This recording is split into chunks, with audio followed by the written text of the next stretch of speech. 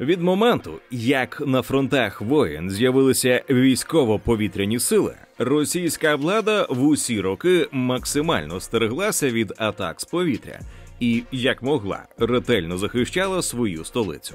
Навколо Москви було створено кілька потужних кілець сил протиповітряної оборони. Протягом років організаційна структура військ ППО Москви не раз змінювалася. Проте весь час територія навколо Москви була перенасичена засобами ВПС – військово-повітряних сил.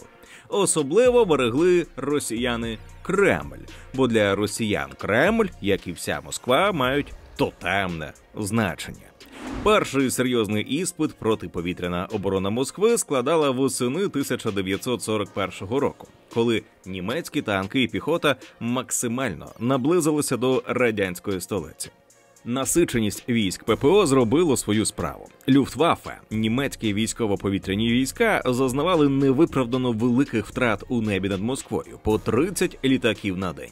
Захист Москви забезпечував 6-й винищувальний авіаційний корпус ППО, який у 1942 році перетворили спершу на Московський фронт, а згодом на Московську армію ППО. Після війни створили унікальний для СРСР Московський округ ППО, що діяв із 1954 по 1998 рік. Із 2015 року його функції виконує перша армія протиповітряної та протиракетної оборони особливого призначення, що діє зараз. Перша армія складається із таких основних бойових підрозділів. 4-та дивізія ППО – місто Долгопрудний. 5-та дивізія ППО – село Петровське, Ленінський район. 9-та дивізія ППО – селище Софріне. 32-га дивізія ППО – місто Ржев, Тверська область. У складі кожної дивізії налічується 5-6 зенітно-ракетних полків, кожен із яких своєю чергою складається з управління або штабу полку, 3-5 зенітно-ракетних батарей, бойових машин, пускових установок для ракет, технічної батареї. Особовий склад полку має в штаті від 450 до 550 осіб. Основним озброєнням зенітно-ракетних полків є системи С-300, С-400, а також зенітні ракетно-гарматні комплекси «Панцер-С-1». Довгий час вважалося в радянському суспільстві і армійських колах СРСР. Москва за будь-яких умов надійно охороняється проти атаки з повітря. У цьому відео ми також розберемо, наскільки українські удари по військово-промисловим та енергетичним об'єктам здатні підірвати економіку та здатність вести війну Росії проти України. Якщо хочете, щоб українські підлітки так само добре були обізнані у цьому, то порекомендуйте їм приєднатися до онлайн-курсу «Економіка» в системі просвіти «Змінотворці», який веде продюсер ютуб-каналу «Ціна держави» Микола Малуха, а також інші круті викладачі з досвідом роботи у Forbes, економічній правді, банківському секторі тощо. «Змінотворці» – це абсолютно безоплатний комплекс із 12 онлайн-курсів для підлітків від 14 років, який охоплює всі основні сфери світобудови. Адже щоб досягти успіху, треба на базовому рівні розуміти, як влаштований сучасний світ. А нашій країні після перемоги потрібні дуже круті, просунуті молоді люди. У «Змінотворцях» діти отримують круті знання, розуміння дорослого світу, друзів з усієї країни і спільноту однодумців, а також багато корисних можливостей для розвитку у майбутньому. Зараз у них уже навчається понад 1000 підлітків із 23 областей. Запишіть своїх дітей на курс «Економіка» та розкажіть своїм друзям. Щоб більше дізнатись про «Змінотворців», переходьте за цим посиланням або QR-кодом на екрані.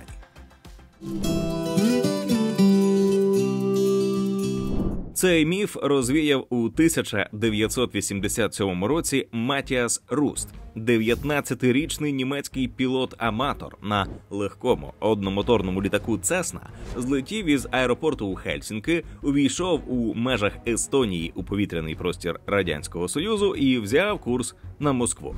28 травня 1987 року о 19:10, пробувши у повітрі 6 годин, він приземлився поблизу Кремля і Красної площі.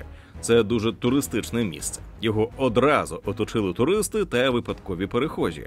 Впродовж години Матіас Руст роздавав людям автографи, бо багато хто вирішив, що це відбуваються зйомки фільму, а Руст – актор. Ігор Ляшенко, автор сценарію цього відео, у ті дні 1987 року проходив строкову службу в одному з авіаційних підрозділів Центральної групи військ, окупаційні війська Радянського Союзу на території тодішньої Чехословаччини. Рейд молодого німця показав, що існуюча система ППО СРСР не здатна врятувати від бомбардування, ракетного обстрілу або десанту важливі об'єкти прямо у центрі столиці.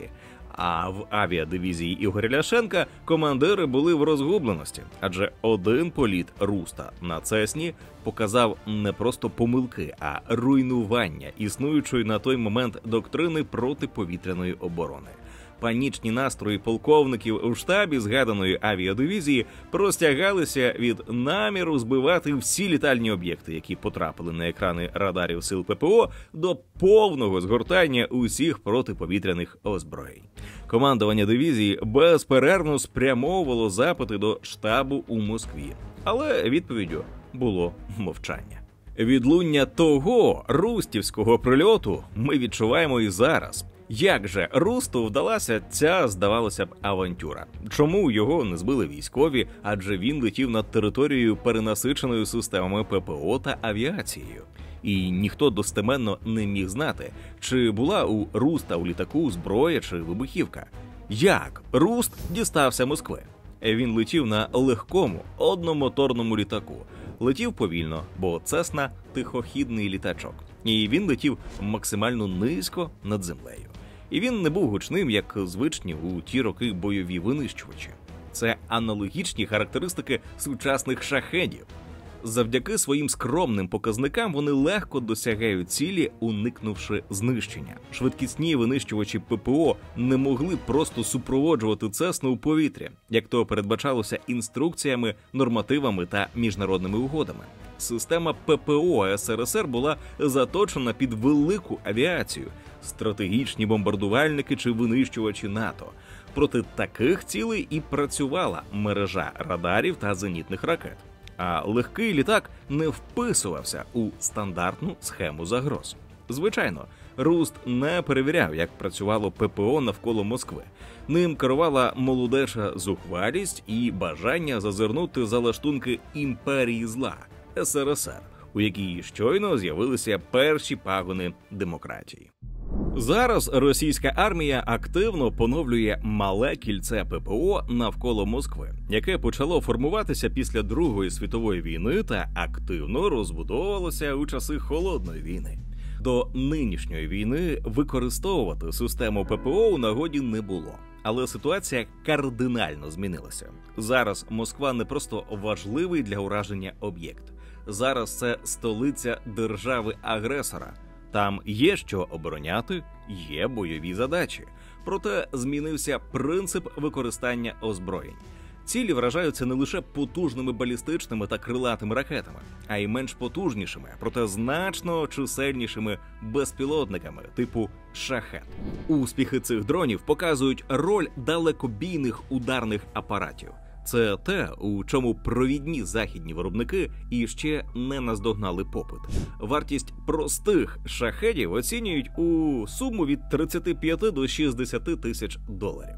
Тоді як західні платформи коштують помітно більше. Sky Shark у британській комплектації починається близько від 50 тисяч доларів, а складніші американські Altius від Anduril уже понад 1 мільйон доларів. Тому це потребує масштабної перебудови системи московської протиповітряної оборони, чим росіяни зараз і займаються. Вони значно посилюють безпеку аеродромів, як цивільних, так і військових. Охороняють від знищення у місцях розташування потужні системи ППО С-300 та С-400, які є основою протиповітряної оборони Москви. І ще однією категорією об'єктів Москви та Підмосков'я, що потребують захисту, є місця проживання або тимчасового розквартирування так званої російської воєнної та чиновницької еліти. Зокрема, у першочерговому порядку під посилену охорону систем ППО «Панцир» потрапила резиденція Путіна на Валдаї та інші палаци-примхи Путіна і його приспішників.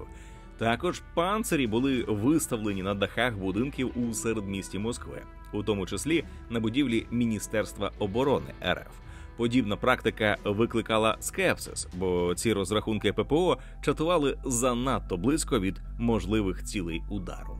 Менше з тим, на сьогодні різні модифікації зенітних і гарматних ракетних комплексів «Панцир» є основною зброєю для ППО російської армії. А «Панцир СНД» є новий зенітно-ракетний комплекс, передбачений для захисту промислових та адміністративних об'єктів від масованих атак безпілотників. Він може нести 48 ракет близької дії. Навколо Москви створено 2 кільця зенітно-ракетних комплексів, віддалених від міста на 50 і 90 кілометрів. Для атакуючих дій проти України Росія здебільшого використовує балістичні та крилаті ракети марки «Х», «Кинджал» та «Калібр». Перші ураження об'єктів на території Москви сталися 3 травня 2023 року. І це одразу було влучання в Кремль. Безпілотні літальні апарати вибухнули над куполом Сенатського палацу. Це влучання було зафіксоване на відео і широко розійшлося у медіа та соціальних мережах. Проте ця атака обійшлася без особливих наслідків. Руйнування були незначними, жертв не було. Офіційна Москва звично в усьому звинуватила Україну. Українські офіційні особи відкинули звинувачення, заявивши, що Україна воює на фронтах. Однак ця атака стала першою ластівкою ураження самої Москви. Вона викликала дискусію серед фахівців щодо дальності враження об'єктів безпілотниками. Досі вважалося, що так далеко безпілотники не літають, а ті, що влучили у Кремль, були запущені із підмосковної установки в умовах вдалої та ретельної конспірації. Також ця атака стала аргументом для повної заборони росіянам використання дронів у приватних цілях. Побоюючись повторних атак, був скорочений обсяг військового параду 9 травня 2023 року. 30 липня 2023 сталася чергова резонансна атака дронами знакового об'єкту. Безпілотники поцілили у новітній комплекс московських хмарочосів «Москва-Сіті», розташований просто у центрі Москви. Наступні атаки відбулися 1 серпня та 23 серпня. Скляні вежі хмарочосів зазнали типових для атаки безпілотниками руйнувань, перекриттів поверхів, вибиті вікна, локальні пожежі у кількох місцях. Після цих атак московити вивчили термін «впали уламки дронів» та спричинили руйнування. У Москві-Сіті розміщувалися офіси міністерств, державних установ та корпорацій. Одним із наслідків стало запровадження практики закриття аеропортів для вильоту та прийому цивільних рейсів. Хоча прямих ознак загрози на цивільні аеропорти не було. Кілька років від початку війни Україна була обмежена у можливості масштабних повітряних ударів по Москві та інших об'єктах і містах у глибині Росії. Західні партнери України заперечували проти таких дальніх атак. Дальність використання обмежувалася 300 кілометрами. І ми не могли нічим зарадити, оскільки залежали від країн-постачальників, як пускових установок, так і, власне, боєприпасів, ракет, в основному американських систем «Петріот». Однак для початкового перебігу бойових дій можна було досягати результатів із обмеженою дальністю ракет. Яскравий приклад враження модернізованими ракетами «Нептун» – потоплений флагман Чорноморського флоту Росії, крейсер «Москва». Також атаки України були спрямовані в основному по об'єктах промисловості, нафтопереробних заводах, військових складах, штабах та місцях масової дислокації військових. Україна використовувала для цього в основному дрони типу «Шахет» та «Байрактар», дрони власного виробництва або такі, на використання яких не потрібно було дозвіл третіх країн. У серпні 2025 року ситуація почала змінюватися. Україна оприлюднила фото і технічні характеристики своєї нової крилатої ракети власного виробництва «Фламінго», розробником якої є українська оборонна компанія Firepoint, яка також співпрацює з британською Millennium Group. Підприємство спеціалізується на виробництві дронів великої дальності. Їхні дрони долітають до 1400 кілометрів і тримаються у повітрі до 30 хвилин. Також компанія тестує балістичні носії. Нова крилата ракета «Фламінго» може летіти на 3000 кілометрів зі швидкістю 900 кілометрів на годину і нести до тонни вибухівки. І вона уже виробляється серійно. За такими параметрами «Фламінго» переважає кинжали, калібри та іскандери. Перші ракети мали яскраво-рожевий наконечник, де розміщена боєголовка, звідси і назва «Фламінго». Внутрішній жарт компанії щодо невизначеної ролі жінок у світі зброї та війни, де домінують чоловіки. Ми провели усі випробування у рожевому кольорі, але згодом змінили його через вимоги камуфляжу. Водночас жіночий стиль у наших ракетах зберігається, розповіла гендиректорка компанії Ірина Терех. Характеристики ракети FP-5 «Фламінго». Дальність польоту – 3000 кілометрів. Вага бойової частини – 1000 кілограмів. За іншими даними – 1150 кілограмів. Точність – 14 метрів. Максимальна злітна вага – 6 тонн. Максимальна швидкість – 950 кілометрів на годину. Крейсерська швидкість – 850-900 кілометрів на годину. Час у повітрі – понад 4 години. Розмах крила – 6 метрів.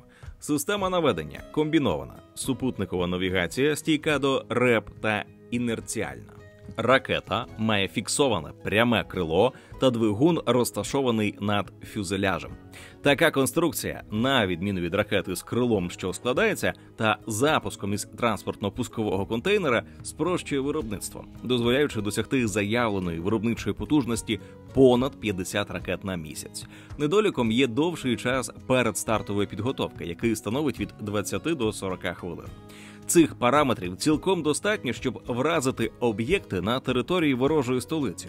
Відстань між Києвом та Москвою по прямій лінії становить 756 кілометрів та збільшується до 874 кілометрів у залежності від конкретної точки у межах міст. Український уряд відкрито повідомив, що бере у серійне виробництво нову крилату ракету із потужними бойовими характеристиками, які дозволяють вражати цілі на суттєвій глибині території Росії, у тому числі і у Москві. Почалося серійне виробництво від однієї ракети у день, із тим, щоб до кінця року вийти на показник у 7 ракет на день.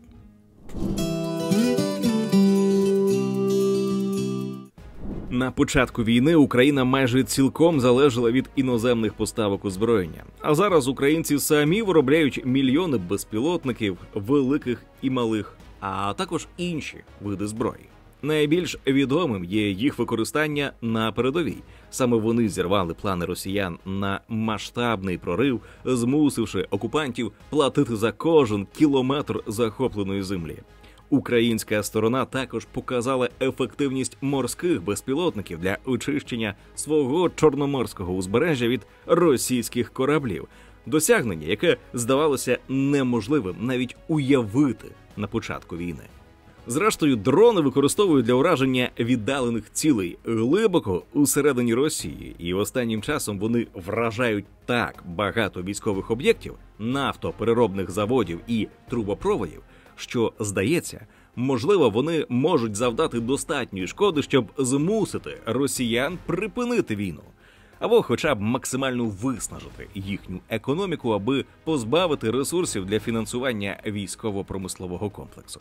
Так, знову завдано удару по паливно-переробному заводу «Газпрому» в Астрахані, одному із найбільших газохімічних комплексів у світі та важливому джерелі як бензину, так і дизельного палива, а також критичний сегмент нафтопроводу у Брянську. Нові можливості із «Феніксом» відкрили для України новий рівень війни. Тепер вони не лише інструмент тактики на фронті, а й ключовий елемент масштабної кампанії проти енергетичного серця Росії.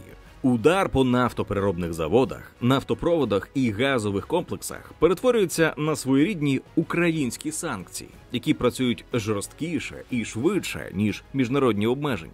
За час війни Україна зробила різкий розворот. Замість залежності від імпорту озброєння – власні виробничі лінії дронів та оборонної техніки. Це дало змогу не лише наростити темпи, а й оперативно адаптувати технології під потреби фронту. Офіцери кажуть, те, чим вони оперують нині, значно відрізняється від того, що було рік чи два тому. Результат – серійні удари по глибокому тилу ворога. Щоночі у повітря здіймаються десятки безпілотників, спрямованих на стратегічні об'єкти. Масштаб реальної шкоди важко оцінити, бо Україна не завжди визнає удари. Москва системно замовчує наслідки, а на місцях ударів часто немає спостерігачів. Та попри прикриту інформаційну завісу, українські військові регулярно ведуть підрахунки та визначають пріоритети. Під удари потрапляють аеродроми, оборонні заводи, склади боєприпасів і, головне, енергетична інфраструктура. І тут стратегія має чітку логіку. Російську владу не зупиняють втрати у живій силі. Кремль готовий списувати велику кількість жертв, бо Росія має найчисельнішу армію Європи. За даними Global Firepower, вона має 1,3 мільйонів активного персоналу та понад 3,5 мільйони загальної чисельності військових, що є найбільшою силою у Європі. Але Москва реагує, коли під ударом опиняється саме ядро російської системи. Гроші. Олігархічна система залежить від доходів від нафти і газу, які йдуть на утримання влади, піраміди корупційних виплат та особливо армії. І саме цей тиск може стати вирішальним фактором, який змусить Москву змінювати свою поведінку. Ключову роль у зміні балансу зіграло ослаблення російської системи протиповітряної оборони, яка вже не може одночасно покрити всю територію можливих цілей, і це стало фатальною вразливістю. Ось список НПЗ, атакованих українськими силами, за даними російської сторони. Деякі із них вражено неодноразово. Кіріши Нефтеоргсинтез, Ленінградська область. Сызранський НПЗ, Самарська область. Унеча Транснефть, Брянська область. Слов'янський НПЗ, Краснодарський край. Афіпський МПЗ, Краснодарський край. Ільський НПЗ, Краснодарський край. Новошахтинський НПЗ, Ростовська область. Рязанський НПЗ, Кстовський НПЗ, Ніжегородська область. Ангарський НПЗ, Іркутська область, Краснодарський НПЗ, Туапсинський, Орський, Ярославський НПЗ імені Менделєєва, Нижньокам'янський НПЗ, Татарстан, Куйбишевський та Новокуйбишевський НПЗ, Самарська область, Антипінський НПЗ, Тюменська область, Омський НПЗ, Омська область, Волгоградський НПЗ, Ачинський НПЗ, Красноярський край, Яйський НПЗ, Кемеровська область, Новосибірський, Нижньоволзький та Саратовський НПЗ. Лише із серпня місяця було вражено 16 російських нафтопереробних заводів. Всього в РФ 38 великих первинних нафтопереробних заводів, які формують основну частку переробної потужності країни. Нафтопереробний завод в Уфі наразі найвіддаленіший від кордону із Україною об'єкт паливно-енергетичного комплексу, що зазнав серйозних пошкоджень. Відстань становить близько 1220 кілометрів. Через ці удари Росія зазнала суттєвих втрат. Щонайменше 17% потужностей виведено з експлуатації, що рівноцінно понад 1,1 мільйона барелів на добу. Особливо показовим був удар по насосній станції в Унечі, центральному вузлі трубопроводу «Дружба», одному з найбільших систем транспортування нафти у світі, через який російська нафта прямує до Європи, включно з Угорщиною та Словаччиною. Загальна довжина магістралі становить понад 5,5 тисяч кілометрів. Потужність системи дозволяє перекачувати близько 1,4 мільйона барелів нафти щодня.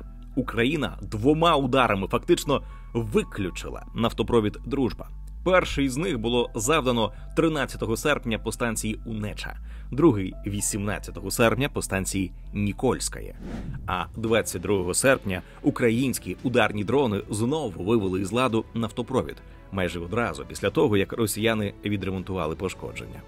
Наслідком цих та інших атак стало те, що обсяги російського експорту нафти впали до мінімуму від початку вторгнення. За даними JP Morgan, переробка Україні опустилася нижче 5 мільйонів барелів на добу. Це найнижчий показник із 2022 року. Морський експорт – головний індикатор реального видобутку, враховуючи, що офіційні цифри Москва приховує. Нині він просів приблизно на 300 тисяч барелів на день, передусім через перебої у роботі балтійських портів. Значна частина нафтопереробних потужностей країни виведена із ладу або серйозно пошкоджена. 12 вересня українські безпілотники атакували найбільший нафтовий термінал РФ у Приморську, який здатен відвантажувати понад 1 мільйон барелів щодня. Це ключовий вузол, що забезпечує чверть усього російського експорту нафти.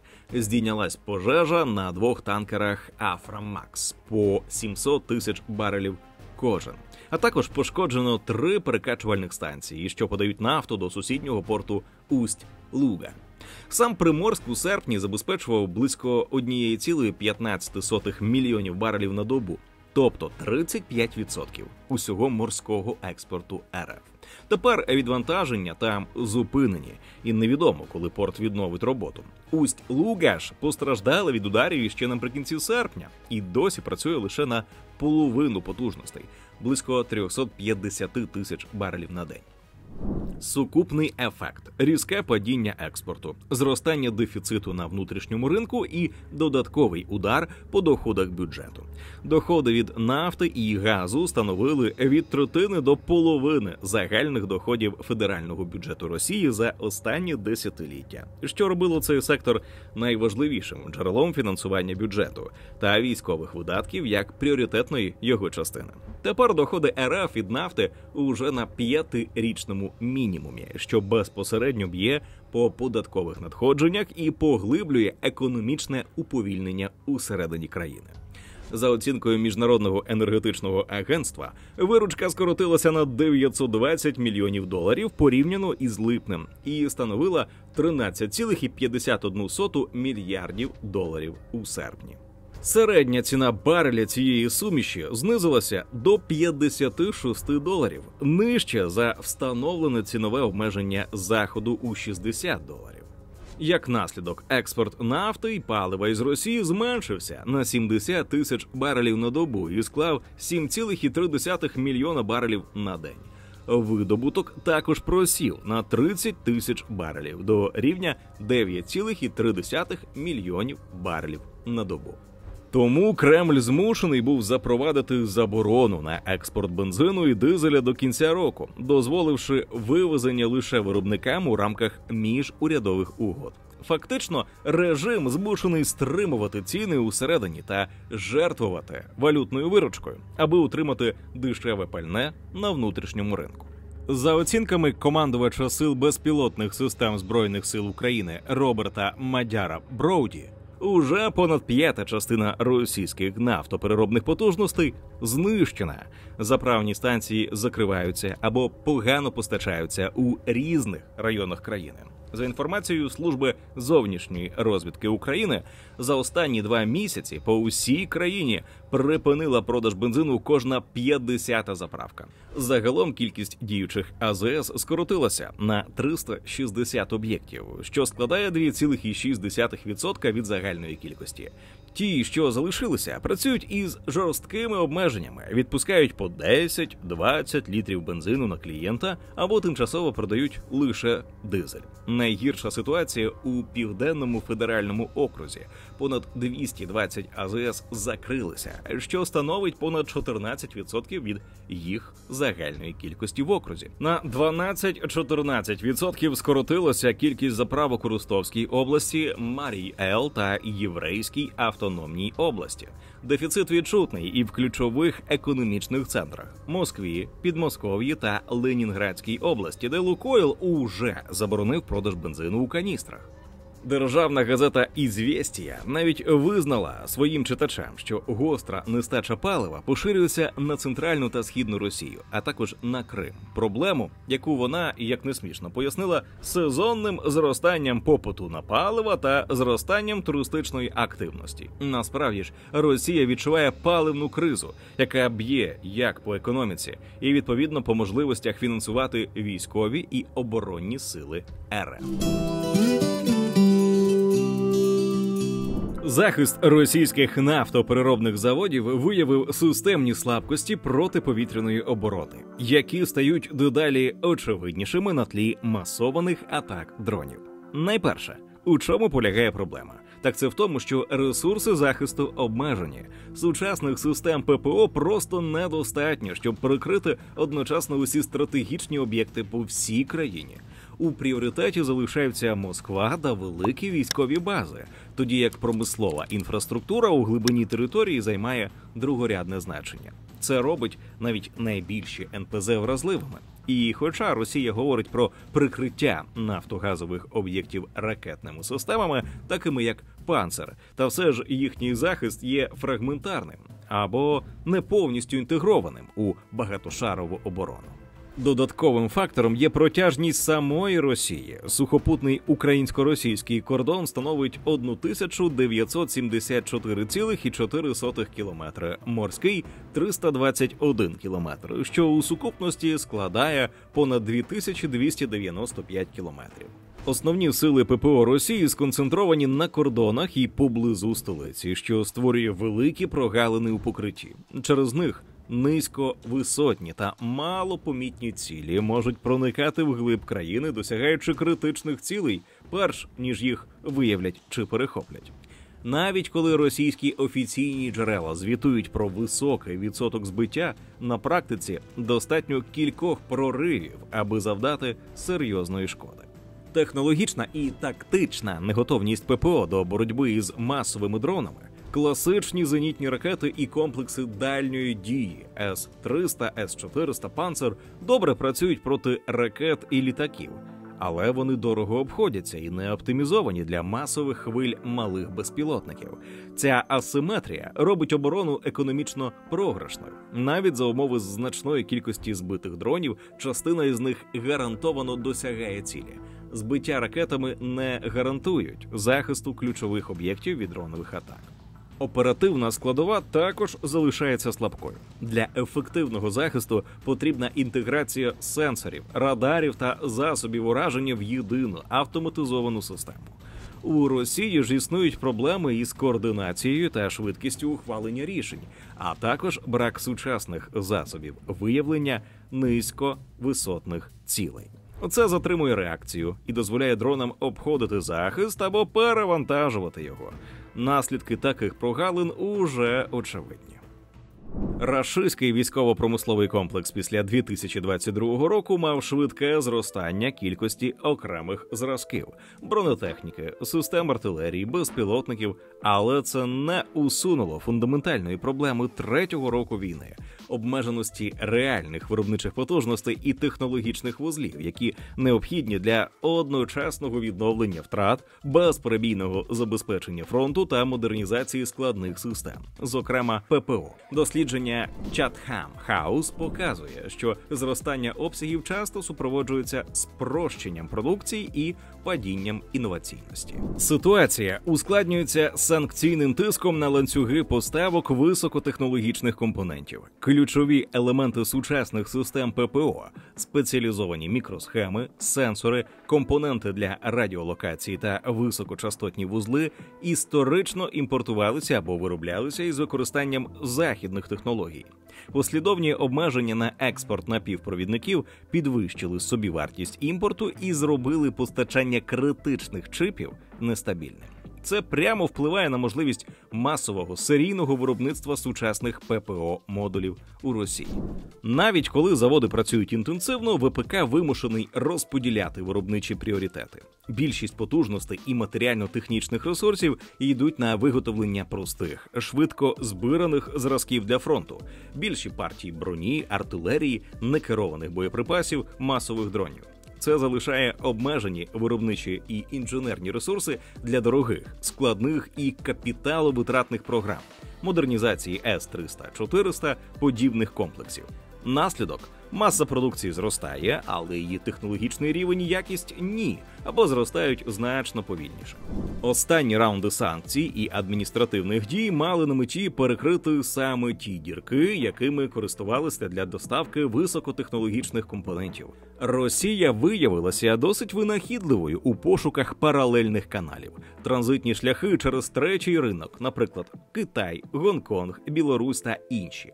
Перероблені ланцюжки постачань і використання стандартних комерційних чипів із цивільних пристроїв дозволяли підтримувати виробництво в умовах санкцій.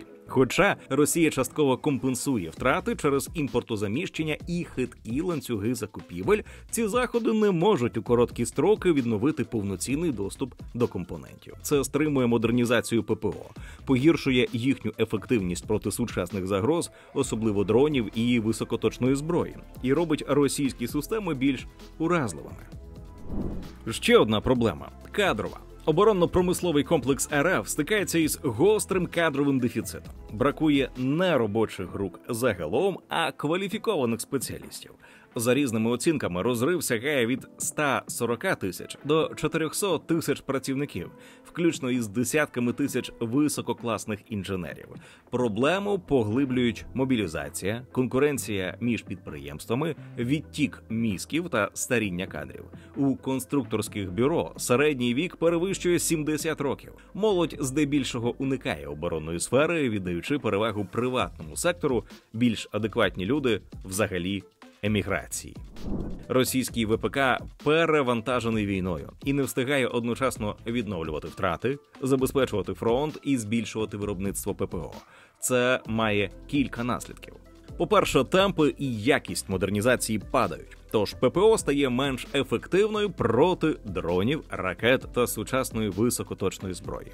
По-друге, ресурси розпорошуються, або виробляють більше дешевої і простої техніки, або менше складної і дорогої. Вибір на користь першого варіанта послаблює оборону у довгостроковій перспективі. По-третє, зростає вразливість тилу та інфраструктури. Ремонт і відновлення стають дорожчими і довшими. Бракує запчастин, а техніка надовго вибуває зі строю.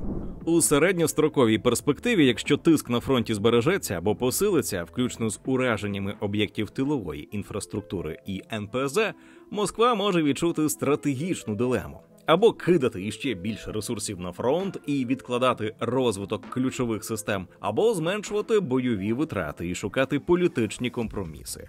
Обидва варіанти несуть ризики. Перший підриває обороноздатність і технології, другий – стратегічні цілі війни. Витрати на війну, включно із підтримкою ВПК, уже відчутно тиснуть на бюджетну стабільність. Подовження війни зробить військові програми дорожчими і менш ефективними, спричинить інфляційні проблеми, а в перспективі може посилити суспільне невдоволення, якщо економічні болі торкнуться широких верств населення. Навіть за наявності першої за чисельністю армії у Європі, здавалося б, розвиненої оборонної архітектури, Росія не здатна гарантувати безпеку своїх ключових промислових об'єктів, а отже, залишається вразливою до подальших економічних ударів. Щодо самої Москви, то постає питання, які саме цілі можуть бути уражені на території Москви. Україна не буде діяти так само, як Росія, бездумно та злочинно руйнуючи цивільну інфраструктуру. Житлові багатоповерхівки, школи, лікарні, транспортні об'єкти, ринки і магазини.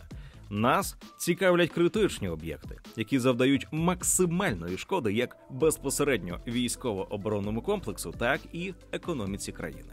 Що є справедливими воєнними цілями на території столиці держави-агресора? Ми проаналізували дані про такі об'єкти у Москві, спираючись на відкриті джерела, оприлюднені до війни у самій Російській Федерації. Зараз знайти ці дані в актуальному стані досить проблематично, бо вони цілковито засекречені. Категорії об'єктів: штаби, навчальні заклади, окремі військові підрозділи, парадні підрозділи, частини протиповітряної оборони, ремонтні та технічні підрозділи. Ураження військових об'єктів у столиці несе важливу емоційно-психологічну складову, демотивуючи цивільне населення та військових, які через острах та неочікувано виявлену вразливість втрачають можливість ефективно нести службу. Військові навчальні заклади, академії, училища, інститути, університети, курси. Академія Генерального штабу Збройних сил РФ. Адреса: Москва, проспект Вернадського, 100. Академія є головним вищим військово-навчальним закладом країни-агресора – Росії. В академії здобувають воєнну освіту старші офіцери рангу майор-полковник, які згодом посідають високі командні або штабні посади. Загальновійськова академія Збройних сил РФ. Адреса: проїзд Дєвічого поля, 4. До 1998 року іменувалася Академією імені Фрунзе.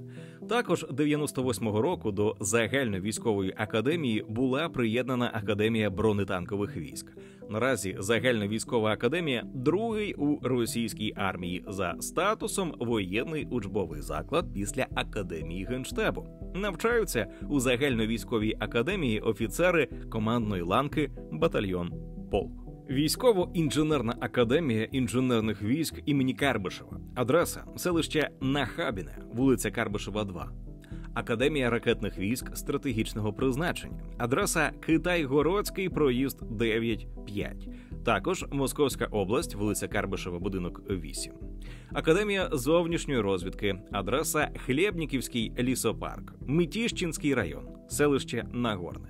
Академія Федеральної служби безпеки ФСБ до 1992 року іменувалася Вища школа КГБ. Адреса: Мічуринський проспект, 70. Прикордонна академія ФСБ. Адреса: Ленінградський проспект, будинок 3/5. Академія цивільного захисту, Воєнна академія Міноборони РФ, колишня військово-політична. Адреса: вулиця Народного ополчення, 50. Військово-інженерний університет ВІУ. Адреса: Покровський бульвар, 11. Військовий інститут Міноборони РФ, колишній гуманітарний інститут. Адреса: вулиця Велика Садова, 14. Московське вище командне училище Головачова, 2. Московський прикордонний інститут ФСБ РФ. Адреса: вулиця Осташківська, 15. Московський інститут нових інформаційних технологій ФСБ. Адреса: вулиця Ярцевська, 30. Інститут військових диригентів. Адреса: вулиця Велика Садова, 14. Штаби: Міністерство оборони РФ, вулиця Знаменка, 19. Штаб Московського воєнного округу, 69-й вузол зв'язку, 367-й окремий батальйон охорони та забезпечення. Адреса: Садовничеська набережна, 53. Штаб 37-ї повітряної армії Верховного головного командування. Дальня авіація, переулок Хользунова. Головне розвідувальне управління Генерального штабу, Хорошевське шосе. Головне командування сухопутних військ, Фрунзенська набережна, 22. Підрозділи забезпечення: 502-га автобаза Міноборони, Дмитрівське шосе, 29А. 96-й військовий авторемонтний завод, вулиця Тайнинська, 9. 59-й арсенал головного ракетно-артилерійського управління, вулиця Вєшніх Вод, об'єкт законсервовано.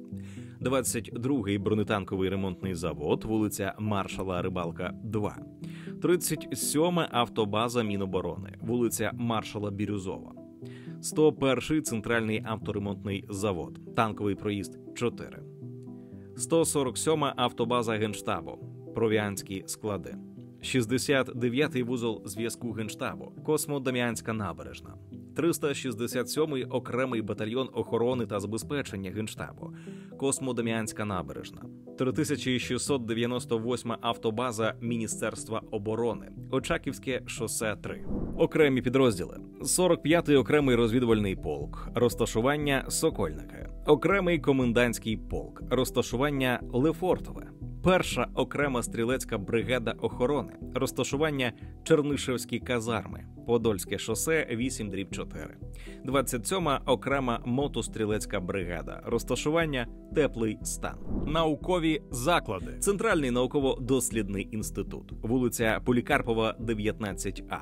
Державний науково-дослідний інститут Кунцево. Звичайно, у використанні ракет та дронів по території ворога ракетні розрахунки користуються не поштовими адресами, як це використали ми. Адже наша мета – показати суспільству ті воєнні цілі, які можуть бути вражені саме у Москві. Для наведення із бойовою задачею використовуються геолокаційні дані, і ними, безумовно, володіють наші ракетні війська. Також використовуються інші дані розвідки, аж до таких, начебто простих, як візуальне спостереження та вивчення матеріалів медіа, моніторинг журналістських публікацій. Показовим є нещодавнє розслідування російських опозиціонерів, що стало можливим через халатність і непрофесійність державних медіа Росії. Журналісти Радіо Свобода з'ясували, що штаб-квартира засекреченого центру перспективних безпілотних технологій «Рубікон», який експерти вважають одним із найефективніших підрозділів Міноборони Росії, знаходиться в одному з виставкових павільйонів у парку «Патріот» у Підмосков'ї. Центр «Рубікон» був створений за вказівкою міністра оборони РФ Андрія Білоусова улітку 2024-го. Цей підрозділ займається централізованою закупівлею безпілотників, навчанням операторів, а також розробкою та впровадженням нових тактик застосування дронів. Офіційно про нього мало відомо. У російських провладних ЗМІ він фігурує як секретний центр.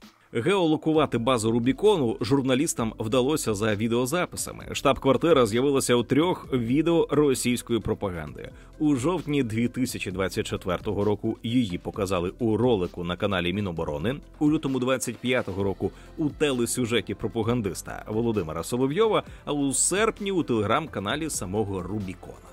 Деталі, за якими розташування штаб-квартири можна було геолокувати, у всіх 3 роликах були приховані. Однак у сюжеті Соловйова цю роботу було зроблено недостатньо якісно. На відео було видно табличку над входом у туалет і колона із облицюванням та гучномовцями. Вони такі самі, як на численних загальнодоступних фото та відео із виставок у «Патріоті». Через наявність цих об'єктивних даних центр «Рубікон» та парк «Патріот» перейшли у категорію військових об'єктів, а це своєю чергою загрожує цивільним. Тому вони заради власної безпеки мають не з'являтися у цих локаціях, щоб не потрапити під бойові дії. За нинішнього стану розвитку ракетних військ не є технологічною перешкодою направити потужну ракету за конкретною адресою та координатами. Для атакуючої сторони критично інше – вибрати пріоритетні цілі та забезпечити локальну чисельну перевагу у вогні. Те, як українські підрозділи системно і точно нищать енергетичну інфраструктуру в РФ, демонструє, що ураження важливих об'єктів всередині країни не гіпотетичне, а цілком реальне. Це означає, що рано чи пізно подібні удари можуть торкнутися і об'єктів у столиці. Москва за масштабами і значенням сама по собі стратегічна ціль. Абсолютно повне прикриття такої території потребує колосальних ресурсів ППО. Десь та й проколиться, і певна кількість ракет та дронів прорветься до мети. Щоб суттєво підірвати відчуття безпеки, не потрібно ані надзвичайних ресурсів, ані складних технологій. Достатньо правильної стратегії і цілеспрямованих ударів. Досвід уже показує, що Україна вміє завдавати таких ударів. Водночас російський ВПК демонструє важливу одночасну слабкість. Він спроможний швидко нарощувати кількість простих масових зразків озброєнь, але не має у короткі терміни ані технологічної бази, ані логістичної глибини, щоб одночасно відновлювати втрати, стабільно постачати фронт і масштабно виробляти сучасні системи ППО. Це створює стратегічну вузьку пляшку, яка посилює вразливість РФ перед ударами і може мати далекоглядні економічні та військово вразливі наслідки. Напишіть у коментарях, що іще треба знищити на території Москви та Підмосков'я, що ми пропустили. Друзі, у нас є амбітна мета – досягнути 200 тисяч підписників на каналі до кінця 2025 року. Ви можете тривалий час нас дивитися і навіть не підозрювати, що не підписалися. Підпишіться на наш канал і розкажіть про нього родичам та друзям, а також поставте вподобайку і залиште коментар під цим відео. Ми дякуємо усім жертводавцям, патронам та спонсорам на Ютубі. Кожна ваша гривня наближає в Україні економічне процвітання та добробут, адже ми не просто робимо відео, а просвіщаємо виборців, які обиратимуть справжніх реформаторів. Допоможіть нам у цьому. Посилання про підтримку ціни держави в описі. Це відео було створено завдяки підтримці Atlas Network. Думка авторів відео не обов'язково має збігатися із Atlas Network. Підтримайте поширення якісного україномовного відео від ціни держави. Підпишіться на канал, залиште коментар під відео та поставте вподобайку.